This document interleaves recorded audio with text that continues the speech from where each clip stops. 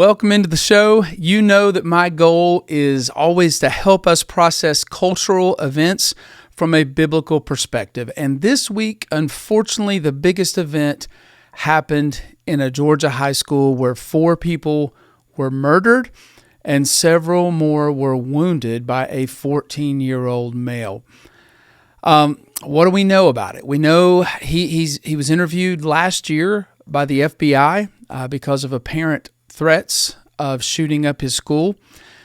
So there were clearly signs that he was not necessarily stable and that he could be a threat. And one of the students that was interviewed just basically said this wasn't a surprise.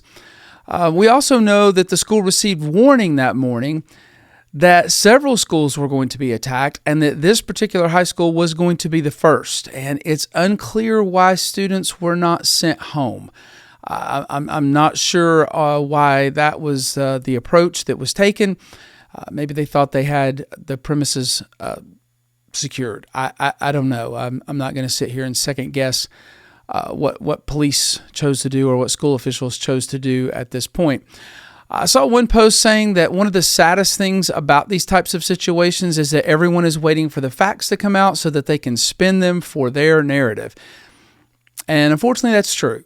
And that's not my goal here. I would really like to talk about the root causes, and I would also like to kind of talk about the biblical view of guns and self-defense and things like that. I feel like that every time these things happen, we immediately start debating the wrong things. We immediately go to the gun control versus gun rights debate, and I don't think that's actually the most productive conversation. Certainly not getting us anywhere. We don't want to talk about, the fact that we didn't used to have this problem in our culture.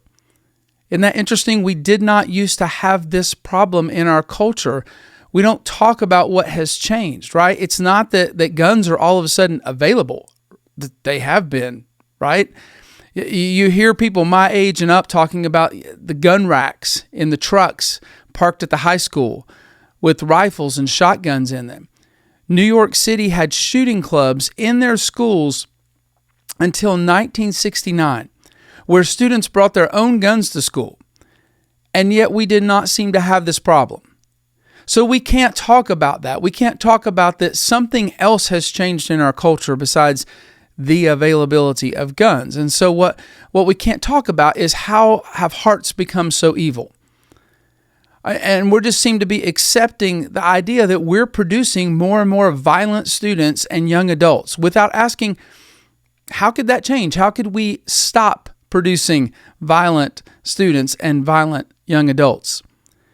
Can we not have a conversation about what could be done to change these things about our culture that are producing so much mental illness, so much evil in hearts, so much hopelessness, and so much anger? Why can't we have those conversations? America has always had plenty of guns, so why is this just now becoming an epidemic over the last 20 years or so? To me, this is the central question that we need to ask if we ever hope to see these types of tragic incidents stop. However, we're pretty much not allowed to have that discussion. We can't ask what effect moral relativism has had on our culture over the last 50 years. We can't ask how declaring the biblical nuclear family to be irrelevant has affected the children that we're raising. We can't talk about the idea that Marxist philosophy is creating victim groups and that those that seem to be or feel like they are at the bottom of the intersectional hierarchy have permission to do whatever they wish to their oppressors. We can't talk about that. We can't talk about the confusion that we're creating in kids as we promote gender transitions. We can't talk about the purposelessness that kids feel, or the lack of purpose. Maybe that, I don't even know if purposelessness is a word. The lack of purpose that kids feel because we don't have a relationship with God. We can't talk about the way that mainstream media has been stirring up anger toward anything that appears to be mandating traditional morals for decades. We can't ask questions about the blurred lines between sin and mental illness. We can't talk about that, right? It's just mental illness, and it has to be dealt with a certain way. And we can never say, well, wait a minute, how much does sin play a role in that? We can't have that conversation. We can't have discussions about the consequences of the Supreme Court errantly enshrining separation of church and state as constitutional when that phrase was never in the Constitution, and the current interpretation goes against the First Amendment, thus pushing out any moral teaching based on a Judeo-Christian worldview from the public square and, most importantly, schools. We can't talk about the effects that has had. We can't admit that there is one way to run a country where most of the citizens take responsibility for themselves and for others, and there is another way to run a country where people are devoid of personal accountability and responsibility. And we can't talk about the fact that the worldview that we operate under in our current culture devalues life. We can't talk about those things. In other words, we can't talk about the root issues at all. Do you see what I'm saying? Like, we immediately go to this gun control versus gun rights debate, but we can't talk about the root issues of what is causing our culture to become more violent. So that brings us back to the guns. It appears that the easy solution is just ban guns, right? And I say ban because you can't say get rid of, because you can't get rid of all guns. All you can do is ban them. I've never heard of anyone that supports that position even try to make the case that banning guns would take guns away from the bad guys. Now, think this through. We're doing nothing to change the morality of the nation. We're doing nothing to help kids be raised in more stable homes, or teach people to take responsibility for themselves, or encourage people to find peace and deal with sin and guilt through a relationship with God. We're doing nothing to stop celebrating wickedness that leads to more mental instability. We're doing nothing to secure the border or slow down the flow of drugs, or see each other as fellow Americans instead of divided intersectional groups. But we want to take guns away from the people who have gone through the proper channels to obtain them and care about following the law. Just imagine for a moment what kind of world that would be. Our culture is becoming more and more evil at heart. And those people who do not care about the law or other people will still have guns, but no one else will. Will violence decrease? The answer has got to be no.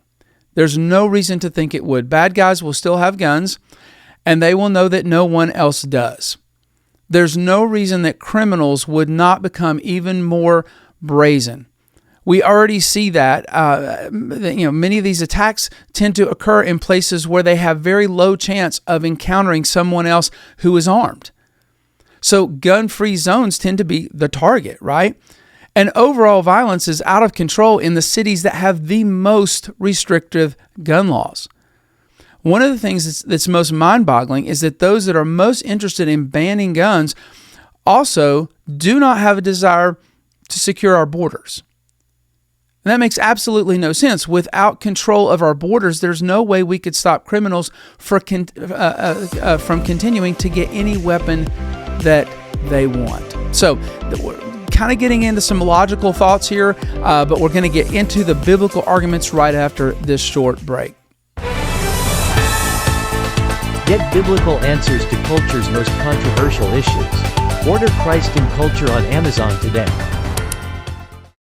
All right, well, like I said, so far we've come at this from a purely logical approach, but I want to briefly hit the biblical perspective on the issue of self-defense.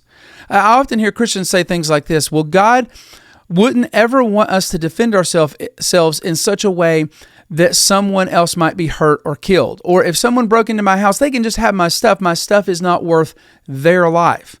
Or the Bible says to turn the other cheek, and so we should never worry about defending ourselves. Now, all of those arguments sound nice. They sound kind of Christian.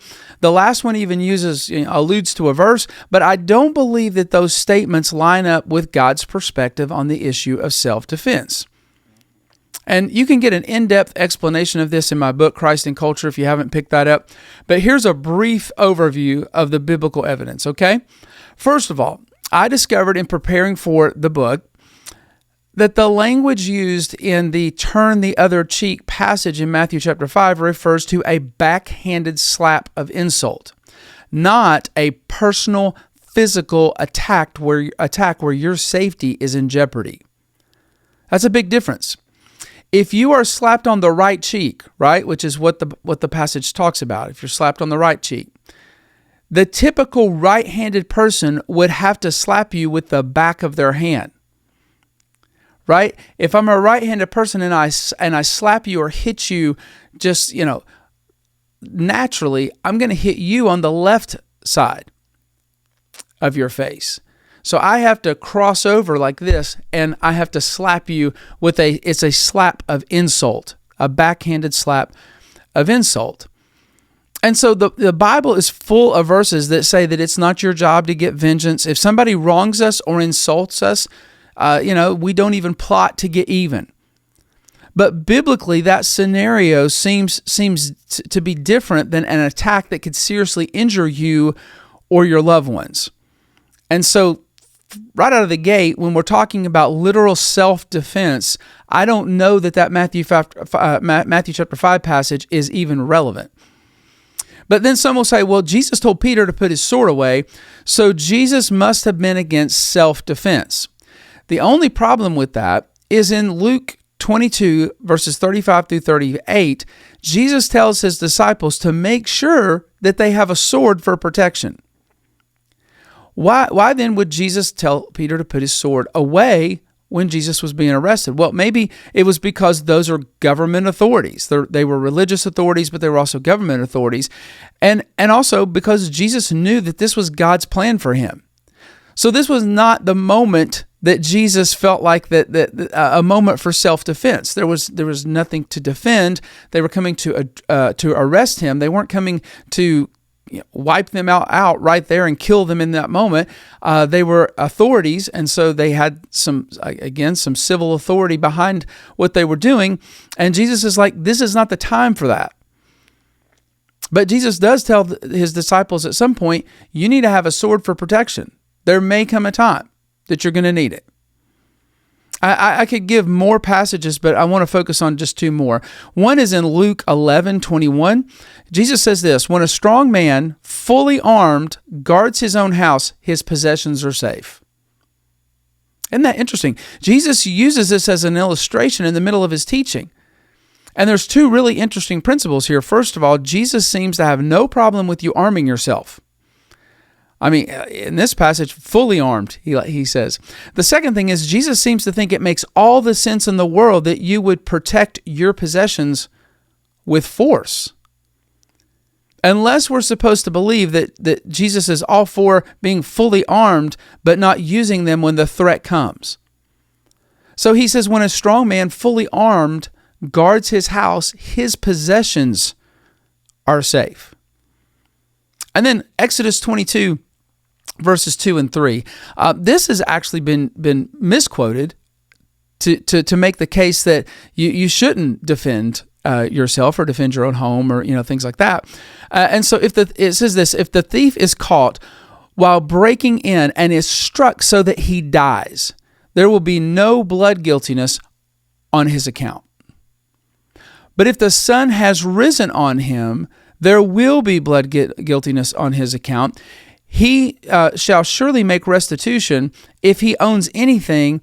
If he owns nothing, then he shall be sold for his theft. This passage is very interesting because it indicates that there is not a problem if a thief is killed while breaking into someone's home. Oh well. And as I said earlier, people often say, well, my stuff isn't worth someone else's life. There are two problems with this line of thinking. First of all, you don't know what lengths this person is willing to go to get your stuff. In just a perfect scenario where they say, hey, I'm coming into your house, I'm a dangerous person, I want to give you people a chance to leave, and I'm just going to take your stuff. Yeah, okay. So maybe you say, look, I'll file with insurance and I'll gather up my family and we'll just leave peacefully. But that kind of scenario never happens, right? And so you don't know. These people are willing to break into your home while you're at home. That's generally a very dangerous person. The second thing is God is indicating here that the thief should have asked, is this person's stuff worth my life? Right? Because God says the thief will be responsible for his own death. The King James Version says that if he is smitten and he dies, there shall be no bloodshed for him. Clearly, that means no one will pay for the loss of the thief's life. Again, that's the concept of the thief needs to weigh, is this person's stuff worth my life? The verse goes on to say that even if he's injured, if he survives to see the sun come up, he must make full restitution, even if it means selling himself. So it's just interesting that this passage that seems from Exodus 22 that just seems to be very clear that a person who is defending their own home is not responsible for an injury that might take place as a result of that. There are several other passages that we could talk about. But again, I would encourage you to pick up the book, Christ and Culture. You can get it on Amazon. But it does not appear that God has a problem with law-abiding citizens arming themselves to defend themselves, their families, and even their possessions, because we live in a sinful world, and it's only getting worse. The idea of disarming those who follow the laws seems like a recipe for disaster. So the more violent we become, the more we want to look at people who have weapons to protect their families and say, you need to give those up. We can't seem to protect you. We can't seem to structure our culture in a way that holds people responsible, that raises people to be moral, that raises people to value life. We can't seem to do any of that, but we would like you to not be able to defend yourself anymore. And no amount of restrictions is going to stop calculated evil. And again, we consistently see that because in almost all of these cases, the person committing the crime does not even have a legal right to possess the firearm in many cases, and the cities that have the tightest restrictions seem to have the most violence. And so, again, that's kind of just an overview of this whole situation because, again, it tends to come down to gun control versus gun rights. And so the question is well, wouldn't the more Christian thing to do would be to just get rid of all of our guns? And if that would help, then yeah, that sounds great. But it wouldn't necessarily help. And in fact, it could hurt because then only the bad guys will have guns. And there is nothing unbiblical about you possessing the ability and arming yourself to be able to defend yourself and to defend your family. So what do we do? Dealing with mental illness is an important step. Encouraging people to secure their firearms, obviously very important. Strong police presence in our schools is absolutely important. But until we address the spiritual slide that we've been on for decades now, we're not going to see any real changes. So that's all I've got for today. I'd love to hear your thoughts on this one. As always, feel free to shoot me a message about any topics that you would love to see covered on the podcast, and we will see you next week.